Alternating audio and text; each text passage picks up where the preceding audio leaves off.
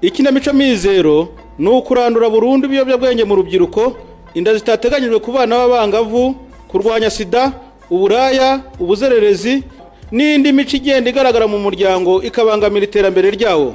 Ikinamico Amizero ni icyizere cy'uko imyitwarire ibangamiye indangagaciro na kirazira z'umuco nyarwanda ikaba umuzigo w'ikigugu ku baturage b'ikantarange ko amaherezo izasigara ari kera habayeho. Ntuzasobwe n'ibango na rimwe ry'ikinamico Amizero, utazacikwa n'ibanga ry'ubu butumwa. Muyigezweho na Karaba Amizero yo muri Technical Secondary School Gacuriro ku bufatanye n'ubuyobozi bw'iri shuri. Ko Nzozinziza atangiye yibona cyane acomekanye na Kabasitanga, igihe n'imburagihe amaherezo azaba yahe? Kurikira. Karibu nimwinjire. Ese ni wowe baha? Karibu rwose. Nari nateguye kuba telefone uyu munsi. Ni amahoro se wa mugani. Ntabwo twari duherutse muri iki kigo kubera kuzenguruka mu hirya no hino mu bigo dusanzwe dufasha n'imiryango turera. Nibyo rwose wagira ngo wabimenye. Ni kuri aya maraporo twuzuza tukayohereza ku karere ajyanye n'aba bana turera. Uzi nyine namwe ko hano hari abo mwishyurira amafaranga y'ishuri kandi ndetse mukaba n'ibindi byangombwa bitandukanye by'ishuri mubasha kubibaha. Uzi ukuntu iyo nk'ubu muje basabwa n'akanyamuneza. Kereka niba hatagize ubarabukwa. Reka ye, nibyo se. Ibyo ari byo byose mbonye hanze hano hari nk'inyoni itamba. Mugomba kuba mugeze mu gihe gikomeye cy'amasomo. Nimba nta mabazwa murimo ikigo cyose. Ariko twe n'ubusanzwe niko dukora. Abana, abarimu n'abandi bakozi barabizi igihe cy'amasomo n'amasomo. Nta gucaracara hanze abanyeshuri basohoka bya hato na hato. Basohoka igihe cyabyo kigeze cyangwa bibaye ngombwa. Kuko biri mu ndangagaciro zacu twese nibyo nabyo bituma dutsinda. Ni sawa rwose natwe turabashimira. Nibyo rwose. Nanjye sintindaha rero nje kukubwira ko babana dusanzwe dufasha tuzabakomezanya muri mwaka wose. Kuva kubiga mu myaka yo hasi kugeza kubiga mu myaka irangiza. Ntimuzagira impungenge zabo rero ngo mubatunarike ku mafaranga n'ibindi byangombwa byose kuko tuzabyitaho rwose. Sesha, wiriwe ko ndeba usa n'uhitanye akantu mu rugora? Ayo, uyibona neza, amakuru yawe na? Ko kuko ubonye ntiyabura kugira icyakuraburaho. Ufite ikintu mu ngofero y'ikote Sesha? Oya ariko se nawe wikabye. Agasahane kamwe ka soya mfashijemo, nabuze aho ngatwara, niko gaciye nk'amabere. Ntiwumva se? Ubwo se umugore arabizi? Ayo bava, uranshaka hiki? Wamenye ibyawe? Nyibisiriza da, naho ibyanjye byo ni byiza ndetse bihora ari byiza. Ambo, abandi shenge. Wowe si uko? Ariko Sesha, nawe se we, ubona ukuntu abaturage bo kuri uriya musozi wa Kantarange dufite Imana kuba dufashwa n'uriya mushinga? Yego we. Nawe se, nubwo ndi umupfakazi nishimiye kuba ndiho mbona rwose naravutse Imana ibishaka. Ntekereza ukuntu baduhaye amatungo badutangira za mituweli batitaye ku bana twabyaye bakarihira abana mpaka barangije yisumbuye. Harya ngo nako nibo bagira neza bavuze. Wavuze no kwigisha imyuga urubyiruko rutagize amahirwe yo kwiga, nyuma bakabaha kubona ibikoresho by'ibanze. Kandi buriya wabona ugiye kongera kumbaza icyo nagukundiye.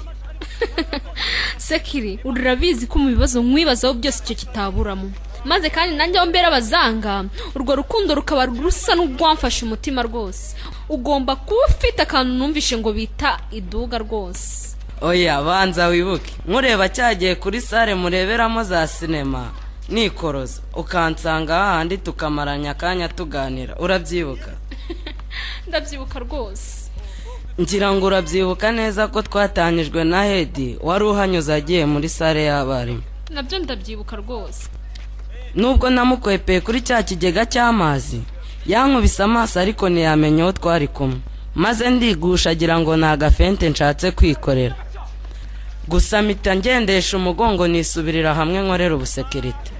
Ibaze nawe buriya mbona kuba nagishyika wagize byatumye nongera ibituma ngukunda. Ndakubwira ibindi bibiri. Ngaho mubeho rero musigara amahoro. Ego murakoze namwe umunsi mwiza.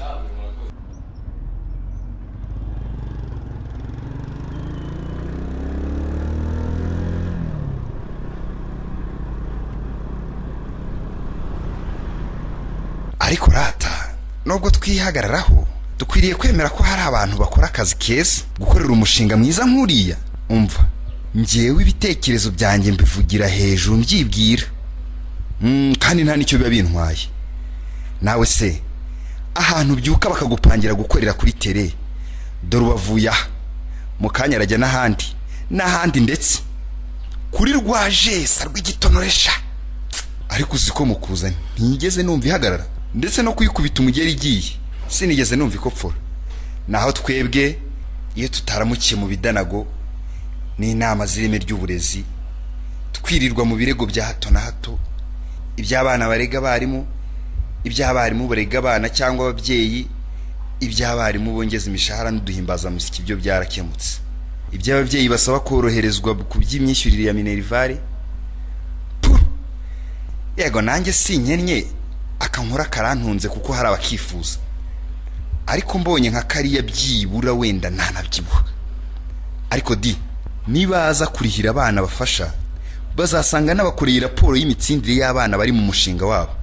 Hari n'ikindi cyiciro gikwiye kwitabwaho nzasaba gufasha mu bihe bitaha, ikinda zitateganyijwe ziterwa abana b'abangavu. umva sesha, reka tugere vuba twihute tujye muri ibyo birori nk'abandi. Wabanye umugira neza ugufasha kuva ku mutwe kugera ku birenge, kuva ku isabune kugera ku kiringiti, unyuze ku ngurube n'inka, ko ari Imana yabatwiherera. Wa mugani birarenze koko, birenze ibyo umubyeyi akorera umwana we. Oya twaradamaraye, baraturengeshwa rwose. Njyawe ubwo burizi ikindi nishimira, shimira Uwiteka ko abana banjye bose bari mu mushinga ari abanyabwenge.